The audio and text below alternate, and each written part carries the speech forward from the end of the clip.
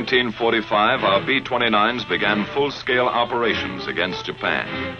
1,500 miles to targets and 1,500 miles back from bases at Saipan, Tinian, and Guam. Here, 21st Bomber Command concentrated its massive air power and planned the ultimate crushing defeat of Japan, down to the last bomb. Here was the beginning of the end of the road to Tokyo. After 6 months of reoccupation, there were few signs of war along the quiet summer shores of Guam. The liberated Chamorros were back in their clean native villages, American citizens again, smiling and friendly, unaware that a miracle had happened around them. A miracle that moved mountains of material, equipment, and supplies across the Pacific, that changed their dirt roads into broad highways, that manicured their jungles into acres of black-topped airfields. And nearby, new communities of American citizens had set up housekeeping with various types of self-service. The latest labor-saving devices, few laundry problems, and no modern inconveniences. By midsummer, 21st Bomber Command was in business. Big business. Under General LeMay's direction, the long arm of Bomber Command began punching the enemy with appalling power. From Guam, Tinian, and Saipan, 600 plane missions increased the bombing weight 100% in 2 months. Behind this expanding power was planning. The LeMay plan began on the ground with maintenance. Assembly line technique cut engine change time from 3 days to less than half a day. In shops and hard stands, ground crews worked day and night during the blitz weeks to keep more B-29s on the line. By July, LeMay's Bomber Command is an efficient, well-oiled, well-drilled machine of destruction. Here's a vital cog of that machine. 11 men and a bomber. While they wind up for action, let's find out where they're going and some of the things they're going to do and why and with what. How do they set up the longest, toughest bomber mission in history? It began about 12 hours ago in the war room at Guam, with General LeMay and his staff receiving a report on tomorrow's weather in Japan. Tomorrow's forecast is typical. Nagoya, 8/10 cloud above 10,000 feet. In the east, Tokyo area will be 6/10 at 22,000, 3/10 at 14,000 feet, closing up solid after 11 a.m. Osaka and everything west is reported completely socked in. How will the general solve that one? His B-29s are up against a blank wall except for a possible opening around Tokyo. The old man considers every vital factor and makes his decision. 4 wings will strike Tokyo at 10 o'clock. They'll go in under that weather and bomb at 12,000. Now it's a question of target selection. First priority in the Tokyo area is number 573. Intelligence informs the general that 573 is already 3/4 destroyed. At the moment, number 574, still untouched, would seem more important. Operations checks the tactical plan for 574. General LeMay orders the required changes, okays the target, and commits all executive details to his staff.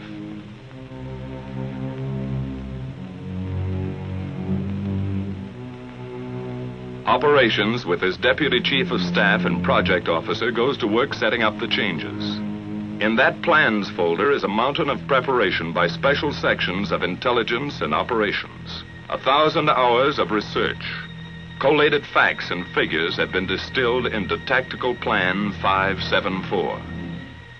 Aircraft will assemble as briefed with 3 groups of P-51s for escort. Smoke markers at 1-minute intervals will be dropped by lead planes to expedite departure from assembly point. 1 squadron each wing will carry M47 incendiary clusters. Balance of squadrons, 500 and 1,000-pound GP bombs fused a quarter-second nose and tail. Altitude of attack, 12,000 feet. Planes of 314th Wing will carry capacity fuel loads of approximately 7,300 gallons per plane. Calibrated airspeed of 210 miles per hour will be flown by all aircraft on bombing run. Radar landfall 3450 north and 140 east will be the same for all planes to afford a good land-water contrast checkpoint. The Navy is requested to furnish the following facilities for air-sea rescue purposes. 3 surface vessels to proceed to positions X. 4 submarines assigned to lifeguard duties at positions Y. 2 Dumbos to orbit at stations Z. 4 B-29s will orbit as super Dumbos at the following positions. Each section of the plan is double-checked. To supervise certain aspects of planning, Lieutenant Colonel Catton, a former lead crew pilot, was recently brought over to staff as project officer. This officer's extensive combat experience now helps to iron out operational kinks.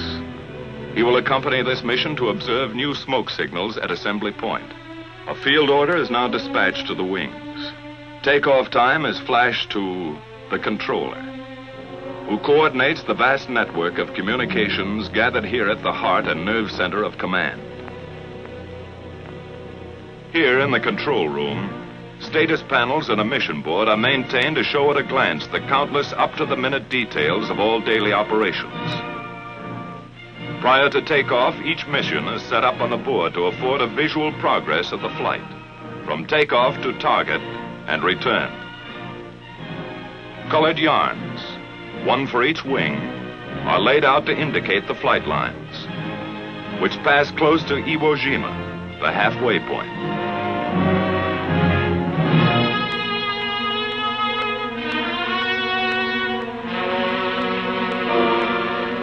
And proceed as specified in the field order to the proper target. Other symbols are used to mark air-sea rescue positions. A timetable of statistics for each wing is planned and flown as recorded from hourly reports on the status panel, beginning with takeoff time.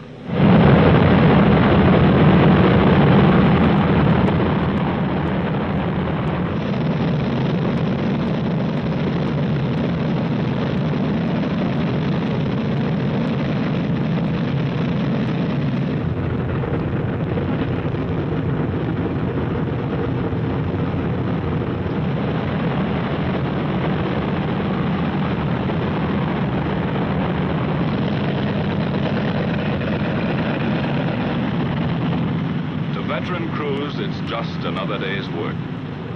One more 1,500-mile haul up and down the ruddy Pacific. 15 hours, 7,000 gallons, 4 engines, 11 guys. Knock wood. A water jump across 20 degrees of the globe. A continent of ocean. Destination, Tokyo.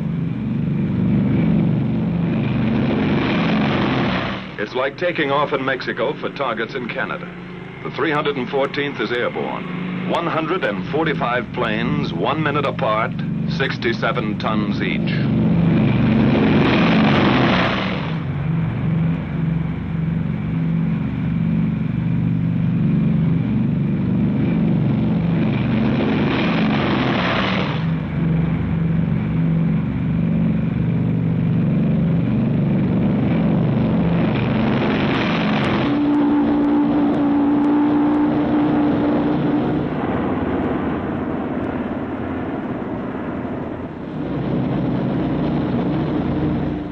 B-29 takeoffs are a tough sweat.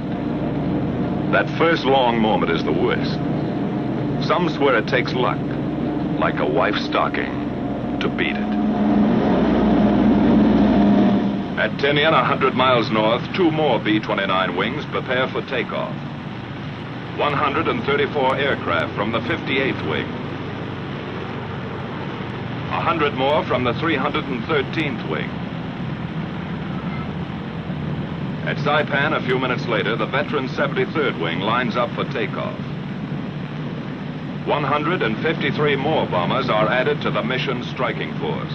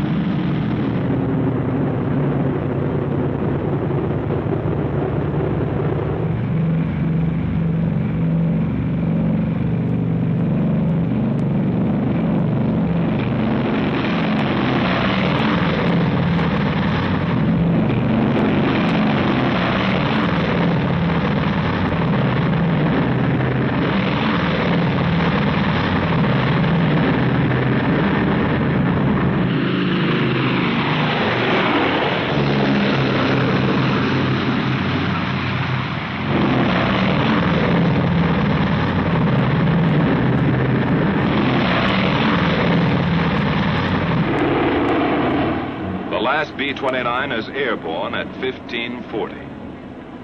The tower at Saipan relays this information to the controller back at Guam.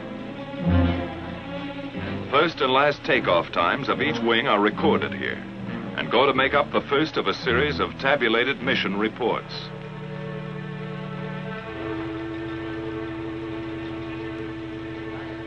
Copies of these reports are dispatched to headquarters, Washington, and posted on the control room report board. During that first hour, the B-29s have settled down for the big grind, saving precious gas, cruising 1,000 feet off the water. Ability, experience, confidence ride in each plane. A plan of action for 11 men trained and tested to function as one. The navigator sets the course, logging island checkpoints as they climb past the Northern Marianas. Pagan, Assumption, Morgue, the Pohores. After about 4 hours of flight, the bombers pass close to Iwo Jima, the hot rock, a black, gritty pork chop halfway to Honshu. 8 square miles bought and paid for by our Marines. We made some quick changes, cutting away that sulfurous volcanic crust and rolling Iwo's surface into one enormous flat top. 3 big airstrips now launch our P-51s for bomber escort over Japan. General Moore and his staff of 7th Fighter Command run the show and direct all air-sea rescue operations in close collaboration with Bomber Command. A last-minute briefing check, just to make sure today's fighter escort knows all air-sea rescue positions. Out on the line, General Moore's P-51s are warming up for the longest fighter flight on record.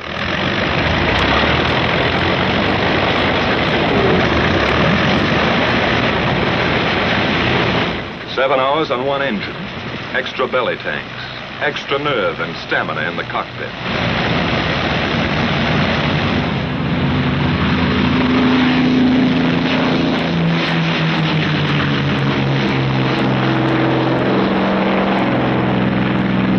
About the time our bomber wings are passing Iwo Jima, the pea shooters are taking off, scheduled to join them 3.5 hours later off the shores of Japan. After a rendezvous at Kita, the P-51s head for assembly point, led by B-29s designated as navigator ships. Farther west, our bomber wings grind ahead on the last lap to the Empire. Reports to the controller back at Guam give their flight position, which is kept up to the hour on the mission board. Still at low altitude, the B-29s are approaching the bad weather belt, where unreported storms and cold fronts appear suddenly across the bomber course. Pilot to crew, we're going to start our climb. Check oxygen equipment. Tell Buck he'd better get out to his doghouse. As they begin their slow climb to altitude, the crews prepare for the vital business ahead. And from now on till they come off target and head home, it's all business. The central fire control system is warmed up. Superhuman brain power at the flick of a switch. Each gunner flexes his sights and tries the coordinated fire controls with a few short bursts to clear the gun. After pushing up to altitude, the bombers arrive close to assembly point. Air in the pressurized cabin is comparable to 8,000 feet. But oxygen masks are adjusted and ready for instant use. From the southeast, our fighter escort appears with its navigator ships, which now turn off to wait for the fighters' return at Rally Point. The Mustangs climb in formation to take positions above the boxes of B-29s.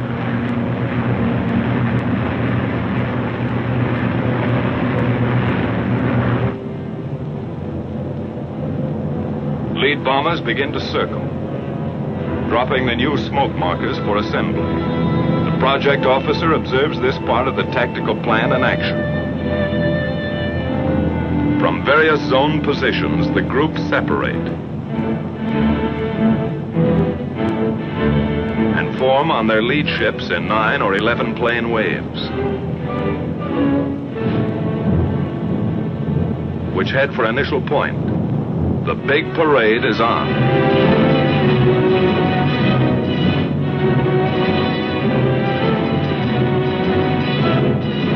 Landfall is picked up, along with the first flak burst from enemy coastal batteries.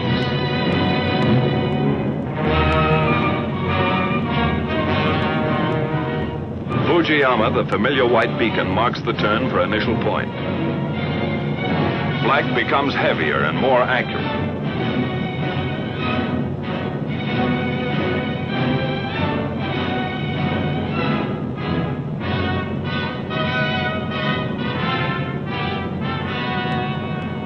And now the first Jap snoopers appear, diving head-on into the formations.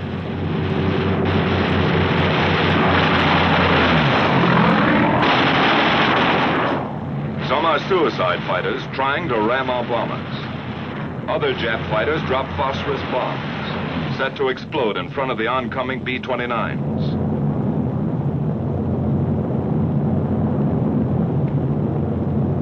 Our P-51s go out after them and know they're tangling with experts.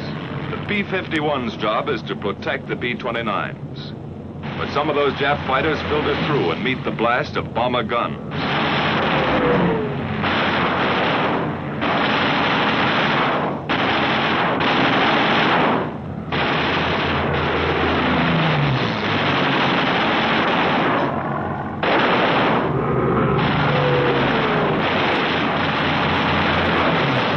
Tail gunner pleads with a nip fighter to come in a little closer.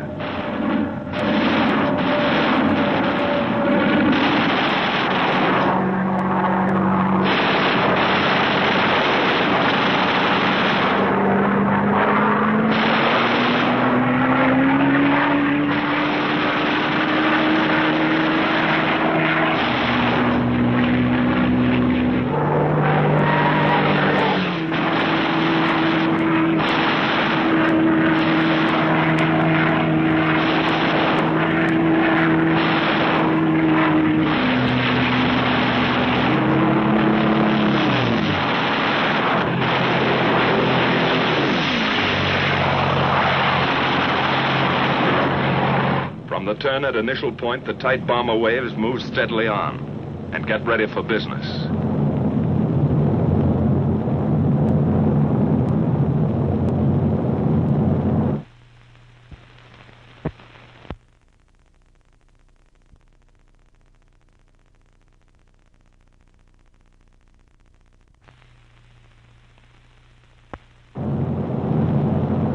Flak and fighters fall off. But those clouds are beginning to close in, and it looks worse ahead. Then just east of Hachioji, the Tokyo area breaks clear. The bombardiers begin to draw a bead on 574. Their planes sit tight for the bombing run. Here's where we pay off.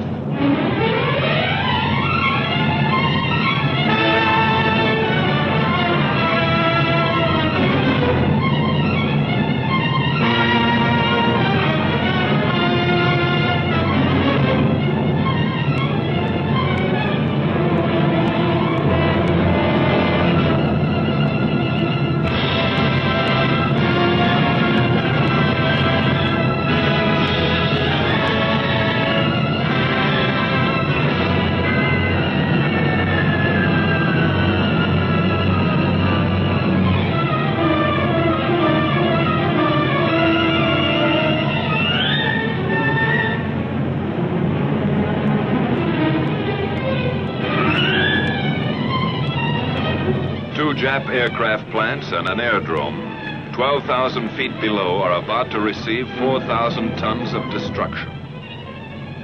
The first waves of B-29s have already found their objective.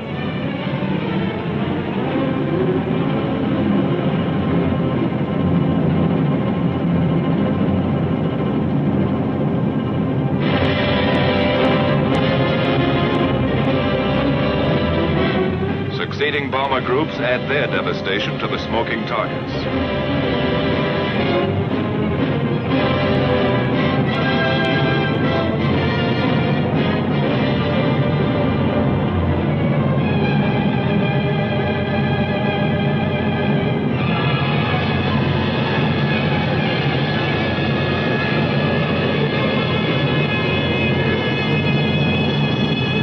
Tactical Plan 574 is now an accomplished fact.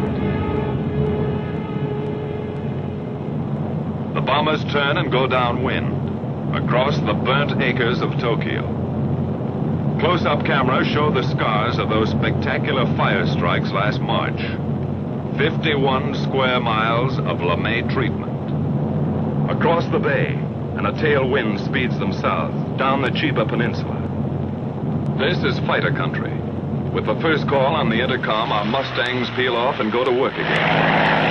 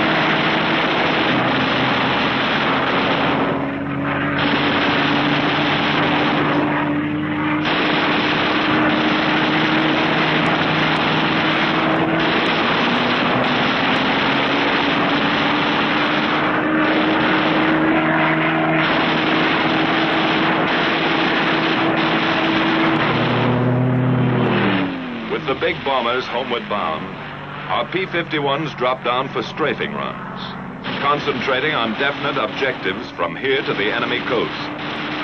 Skimming along at maximum speed, the fighters pair off and go to work cutting vital Jap lifelines, blasting away at communications, radio installations, power lines.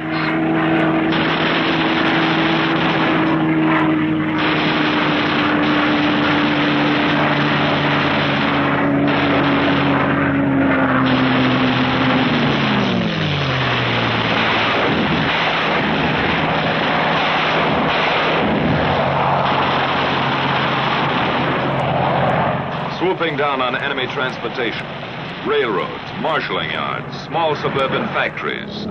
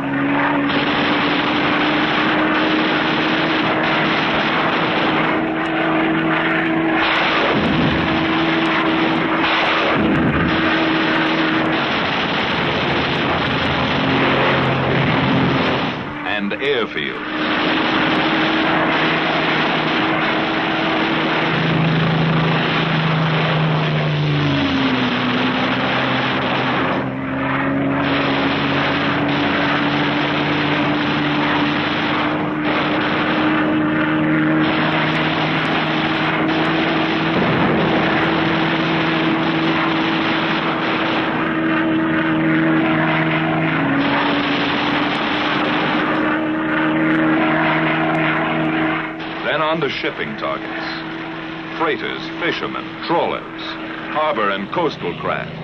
Destroyer or lugger, it's the same enemy.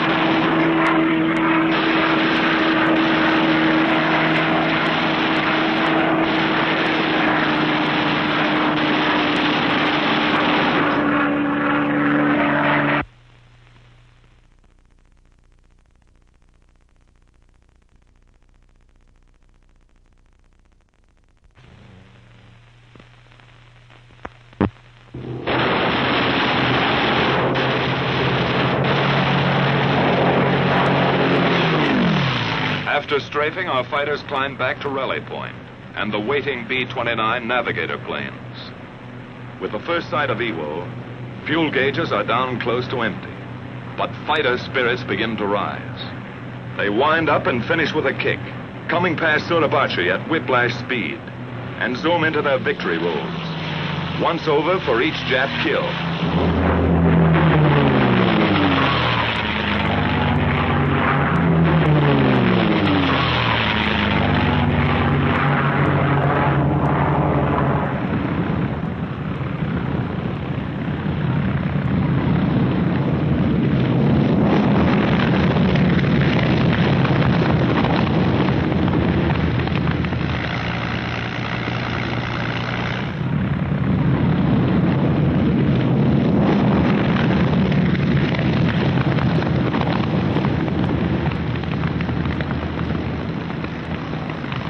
After the last fighter groups are in, all hands sweat in those first limping B-29s. That runway is a beautiful sight as they let down with engines out, low in gas, or beat up by flak and fighters.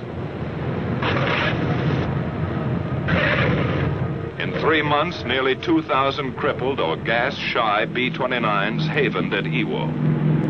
You can understand why those 4 fanboys blessed those Marines and even named their planes after them. The lucky ones are fueled and depart for home bases in an hour. But Iwo still has its hazards. Weather can turn this station into a hopeless daymare. Fog and quick overcast often blacks out the airstrip during these crucial periods. That means orders to bail out. Or with luck, a B-29 might drop in for a copybook ditching.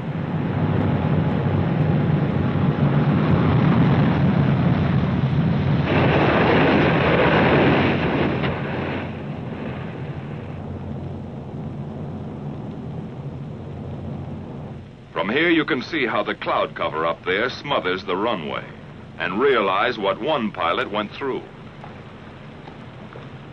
Sometimes a battle-scarred bomber staggers back to Iwo, only to flatten out at the last heartbreaking second.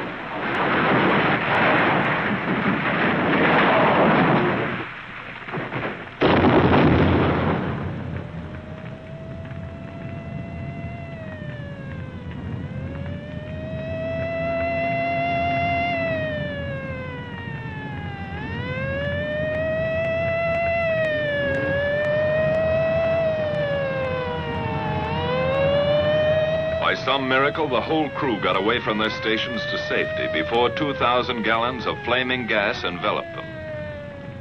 Firefighters risked their lives to save the ship. This, too, takes courage beyond the line of duty. Far to the south, most of the wings are nearing their bases. Exhausted crews wait out the last endless hour, when time seems to stop. Their position is radioed in, and the controller gets word of the approaching flight.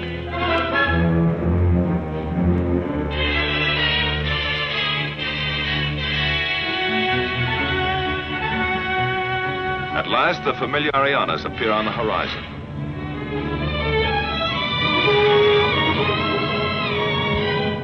The bombers fly across Guam and turn into the landing pattern.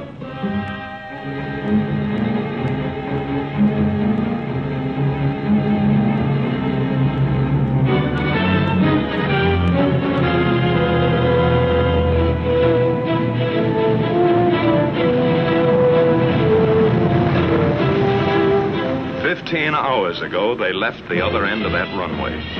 It's a pleasure to be back. A pleasure to roll on solid, familiar blacktop.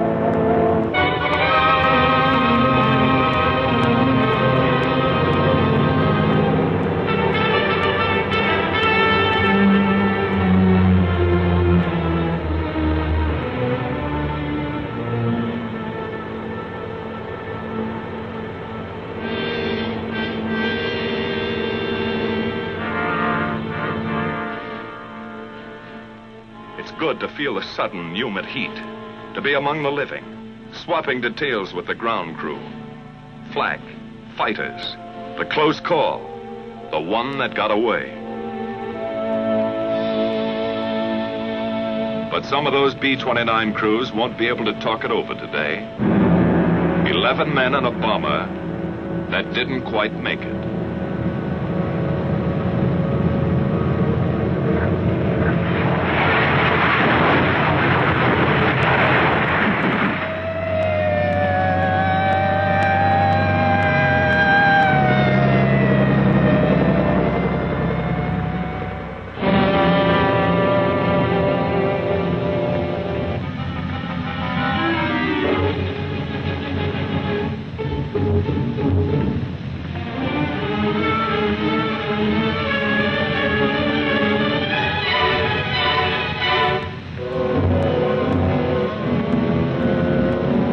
Rescue squads tear away the hot metal.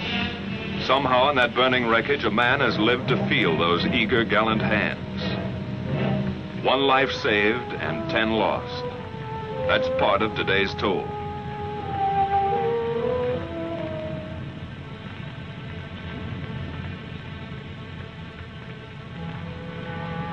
And there were many other days and nights that took their toll of young American lives in the service of our relentless, expanding air power.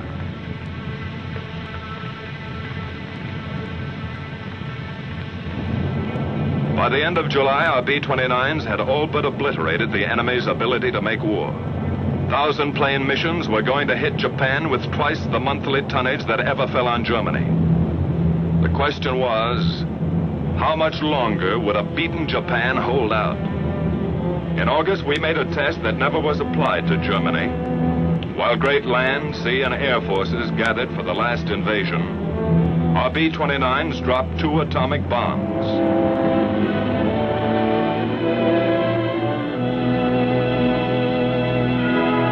Which hastened the surrender of Japan and saved untold thousands of American lives.